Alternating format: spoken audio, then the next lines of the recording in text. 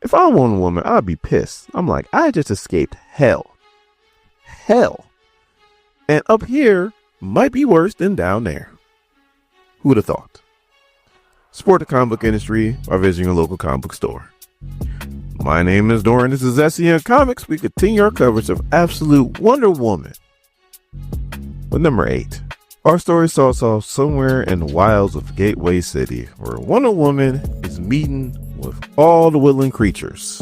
But she's mostly meeting with the birds, because she's putting mattresses on her legs and pretty much turning them into carrier pigeons. And they have the job to try to find any Amazons that might be out there. But then we cut to an undisclosed location somewhere in the western United States, where we see Veronica Cale standing in front of a huge vault door. She has to do a voice verification, she has to do a retinal verification, and she has to give her security code to get in. And as she walks in, there's a computerized voice that says, "Welcome to Area 41, Director Cale." She goes, she scans a card, and the door opens. She walks in, and somebody's standing at a panel, and Veronica goes, "How's her mood?" The person standing at the panel goes, "She's a bit agitated." And then Veronica's like, "That explains the 79 emails I just received this morning." So she puts on a gas mask, and she goes to the lady and was like, "Don't you take your hand off that button." And she walks in, and all of a sudden, the person that's in the cell goes, "Cale, you unbelievable bitch." And she just kindly sits down and goes, "Dr. Poison, what on earth can I do for you today?" And Dr. Poison's like, "I need a new suit. This thing is horrible." And Veronica's like, "I have people working on it, but I'm pretty sure you've been watching the news. We're kind of busy." And Dr. Poison's like, "I don't care about no damn Wonder Woman. You see this? I can't hold any glass test tubes. As soon as I grab them, I crush them.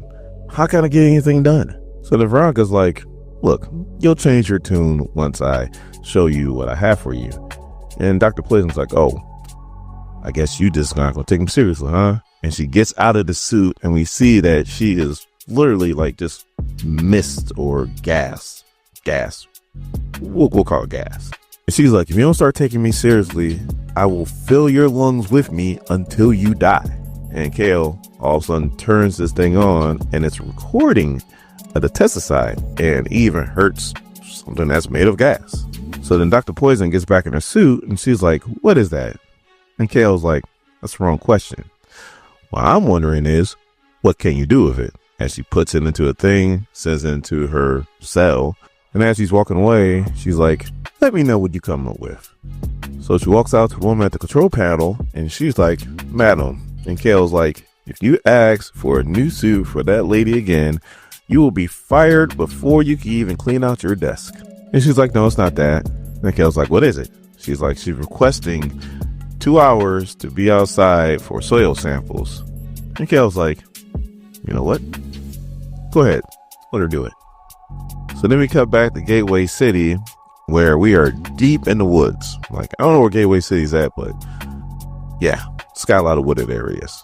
Actually, this looks more like a jungle than the woods. You got Steve Trevor, you got the Candy Sisters, and you got Barbara Minerva. And she, her inquisitive self, is about to touch this stone statue when Wonder Woman grabs her hand and is like, "This hasn't been touched by human hands, and I need it to stay that way just a little bit longer." So then Edda's like, "This property is worth a couple million easily. They're not just going to let you have it." And then Wonder Woman's like, "I kind of already own it." They're like, "How?" "The property is under Hecate Holdings, LLC." Dude, the guys have LLCs out here? What the hell's going on?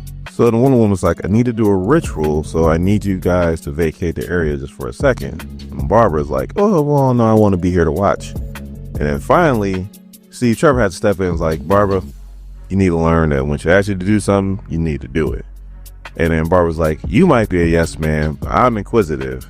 And then Steve's like, "Well, you need to inquis your ass right over there and let her do her thing."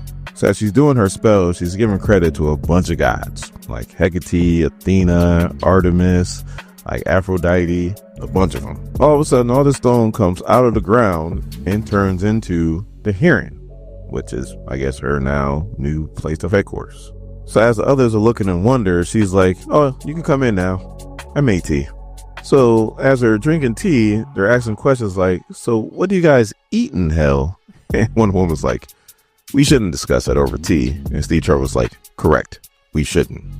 When all of a sudden, one woman hears something that starts to hurt her ears, they can't hear it because, one woman has super hearing, or her hearing is a lot better than everybody else's. And she goes, I gotta go. I'll be right back. So she flies to Union Square in Gateway City, and she looks down and she sees all these different spiders, and they're giving off the same sound as a Tetracide. It's not as crazy as a Tetracide, and obviously there's no mall for people to walk into, but it's still a problem, and it can still cause people to go crazy. So she starts trying to crush the spiders and help out the people that are there. And she's like, I'd have never thought that in such a short time, somebody will record the sound of the Tetracide and weaponize it. Like, this is crazy. So as she's crushing the spiders, she's like, this is too slow. I need to have the spiders converge on me somehow. So she reaches into her magic bag. She has a potion. She says a magic incantation. She crushes it on herself, and then all the spiders are headed to her. And she sees how many they are, and she goes, that might have been a mistake. So as they crawl all over her and overwhelm her, she starts to get like flustered, frustrated, and like down on herself just for a little bit. But then she remembers her training. She's like, man, Cersei would be so disappointed in me. She gets up and she does like this classic Wonder Woman spin, and she spins all the spiders off of her. And then she sees exactly where they're coming from. And she says one of the hardest lines I've ever heard. She goes, who's ever up there, I hope they get a punch in the throat. So she flies up to this abandoned building. She kicks in the door, and there is Dr. Poison. One of them was like, did you create these spiders? And she goes, yes, I did. But hold on. Before you do anything to me, I know where you can find an Amazon.